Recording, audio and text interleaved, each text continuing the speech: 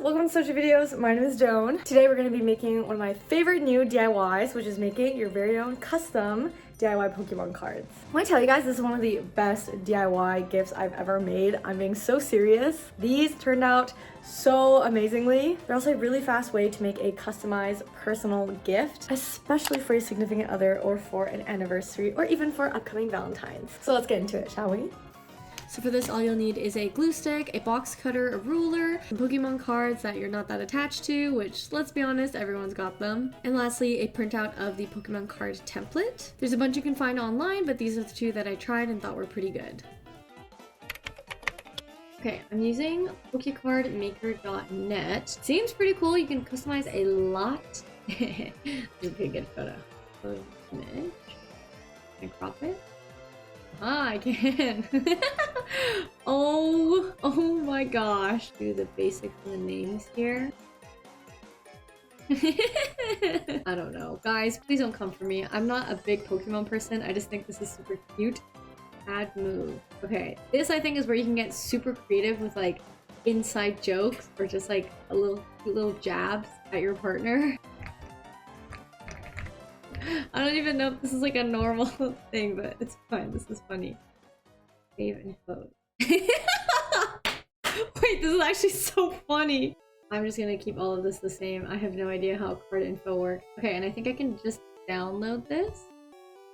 Oh my god, that's so funny. I think I want to make a few more cards. Maybe not a whole pack, but at least a few.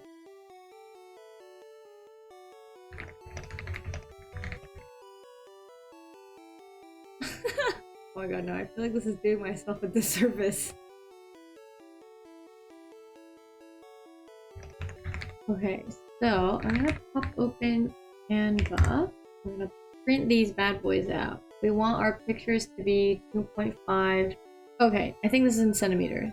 I'll put all of them on. Okay. And then we're gonna get these out on the page. And then I have a color printer and I'm just gonna print this out. Okay, I got the printout, got a card. I can officially confirm that I think this sizing looks perfect. So first order of business would be to cut out our printed out templates. Now to really sell this DIY and make sure it looks as best as possible, I think it's really important to make sure that this cutting process is pristine. So I'd highly recommend using a straight paper cutter, or in this case, a ruler and a box cutter work really well. You want your edges to be as straight as possible and cut as close to the border so that you're able to put it right on top of the actual cards. You can see here I kind of messed up a bit and it does make the process a bit harder, but that's why you can always print it out and try it again.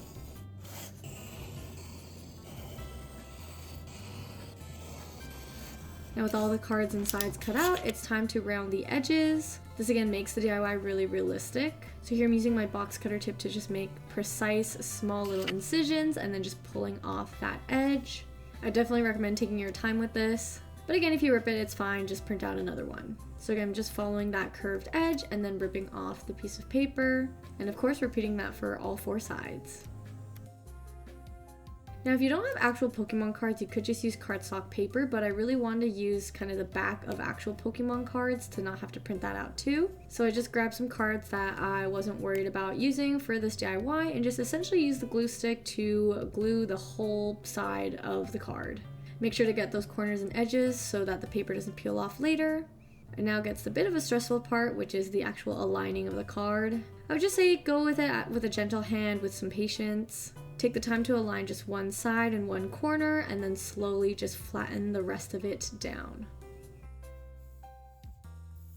Since you're just using a glue stick, it should be easy to shift it over if needed. But once you're happy with the positioning, I would just use my fingers and the ruler to fully flatten out the paper, make sure there's no air bubbles or wrinkles and that everything's perfectly flat and adhered. And with that, you essentially have your cards, and I think this actually turned out way better than I thought. The edges didn't peel, and it essentially almost perfectly fit onto the cards. If there ever was like a noticeable edge, I just went back with my box cutter and really carefully just trimmed off the white edges. But overall, really low effort for some really awesome results. Like, come on, you can barely tell that there's something on top of the actual card. And with that, we are done. The cards Oh my god. This is like a last minute Valentine's Day DIY. Like, I honestly would just kind of stop here with the Pokemon cards, but there's definitely ways you can make it even more realistic or go the extra mile. One thing I saw people doing on TikTok was putting holographic stickers, but not like stickers where it's like one-offs. Like, you can go on Amazon and get like a sheet of holographic sticker paper and essentially just cut it to the size and put it on, and it essentially turns it into a holographic card. With that same mentality, you can also get laminate sticker paper, and then essentially it works as a laminate, so then you can get like this kind of card feeling on the front as well, so it just doesn't feel like paper, and it'll also help this last longer. Some other alternate ways I've seen this DIY done is, instead of having to sacrifice actual Pokemon cards, is to just print out these kind of templates right on stock paper, and then again using laminate sticker paper or holographic sticker paper to just make it like kind of have that glossy card effect. But I think this is just the easiest way to do it, especially since I feel like for most packs there's just some cards that you kind of have too many extras of or you really don't care about, and it like works really well to sell the authenticity without having to put too much money and effort. These have been left for like a day or two. There's like a little bit of peeling, but honestly not really. Like, the glue stick is doing its job. But yeah, if you want to be extra sure, I would go with the laminate sticker paper or holographic sticker paper. And if you or your partner is an extra enthusiast about Pokemon cards, this is gonna hurt some people, so I'm really sorry, but if you've saved any of the packs with the top, like this part, still attached, I obviously don't, because I just cut it open because I don't know how to open packs properly. What I saw people doing was that they would put their cards back into these like empty packs and essentially reseal it with like a hair straightener. Just shoving this in, and then with the extra space, just like clamping it on, and I think it reseals the package at least like a little bit. So that'd be a really smart way to actually sneak in like a surprise gift amongst some other cards, or just make it like as realistic as possible, which is pretty cool. The amount of personalization from the photos to the name